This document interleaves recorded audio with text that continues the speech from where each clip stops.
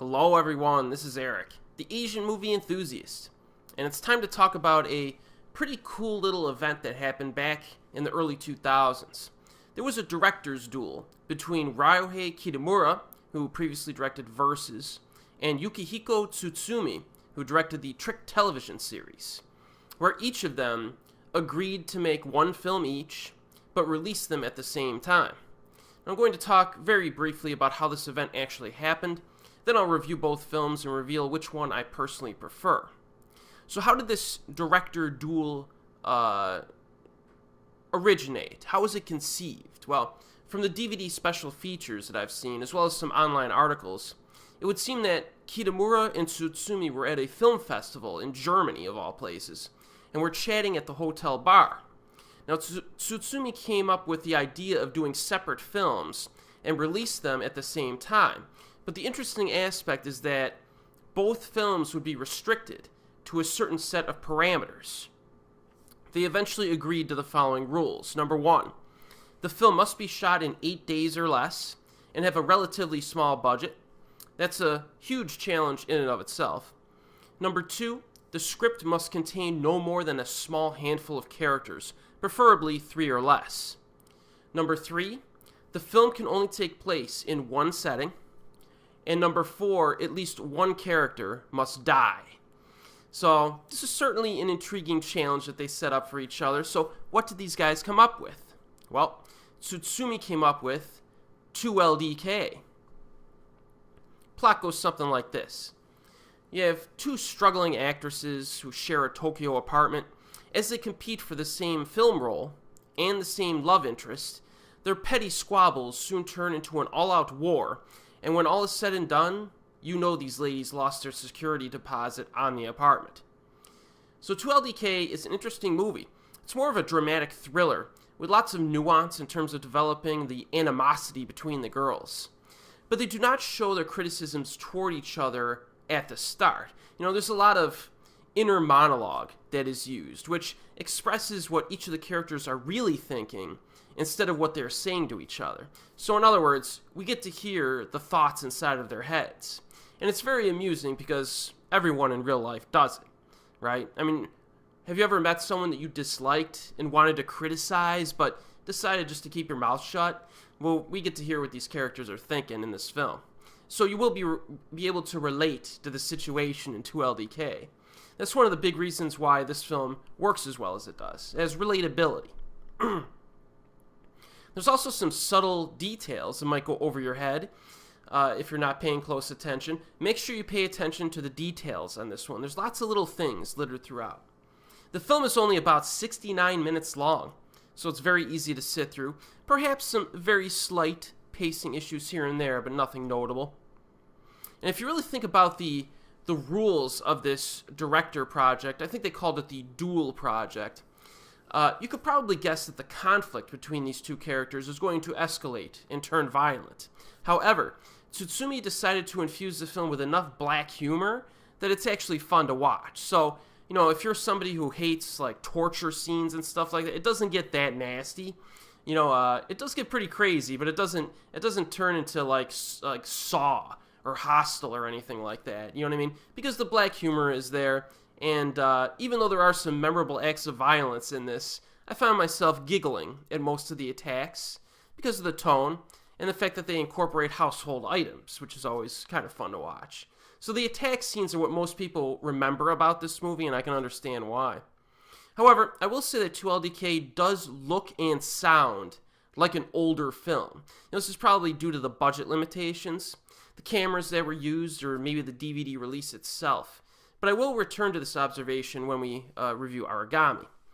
But before I do that, I have a few words about the director of 2LDK. You know, I was not familiar with Yukihiko Tsutsumi before I had watched 2LDK the first time back in the mid-2000s. You know, but at this point in his career during the mid-2000s, he was rather famous for directing the Trick and Keizoku television series. But it was 2LDK that put this director on my radar and inspired me to check out his other stuff. Overall, I think he's had a pretty good career. So I definitely recommend 2LDK. It's a good flick. So what did Kitamura come up with as part of the director's duel? Well, he came up with Aragami. Fleeing from unseen enemies, two wounded samurai stumble upon a mysterious temple in a remote region of the mountains. Unable to go any further, they collapse from exhaustion. One awakens to find himself miraculously healed and in the care of a most eccentric host. The strange man tells him that of the legend of a Japanese demon, a Tengu, that resides deep in the mountains and feasts on the flesh of men. He then reveals that he is this demon. Now apparently, Tsutsumi told Kitamura that he was doing a film about two glamorous women, which turned out to be two LDK, and he suggested that Kitamura do a ripoff of The Matrix with two elderly men. So Kitamura basically told him to piss off with that idea, because there's no way he was going to do that. But then he attempted to find, in response, Kitamura attempted to find the coolest actors he could possibly find to put in Aragami, just to stick it to Tsutsumi.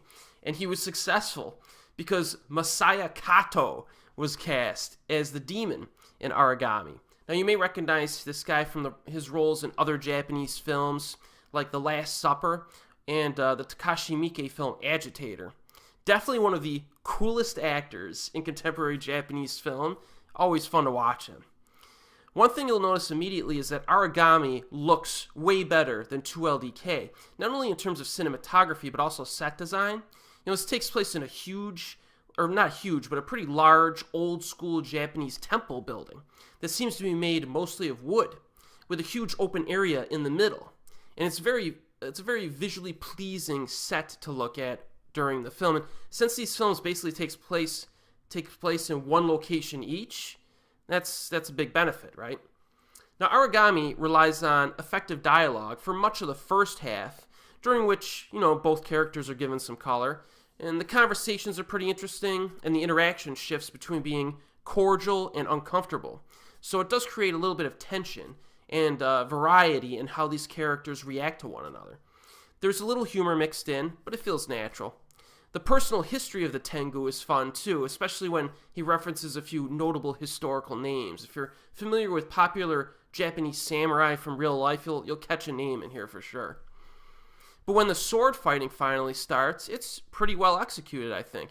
It uses a mix of different styles. You have mid-range camera work with editing, some longer distance wide shots here and there, which were my favorite shots, of course, and even a short assault of strobe light imagery in a pitch black room, which is a recipe for disaster and something I usually hate, but I think it kind of worked here because it was a very short sequence, and it accentuated the fact that the Aragami has superhuman fighting abilities without resorting to, it didn't resort to cheap CGI or stuff like that. So given the budget limitations, I'm kind of glad they went this way instead of some other ways. So I was alright with it. The scoring to Kitamura's films, especially his earlier films, was always great. And it's great here too. Very rhythmic during the slow moments. And then it uses a mix of electronic and heavy metal guitar at times too.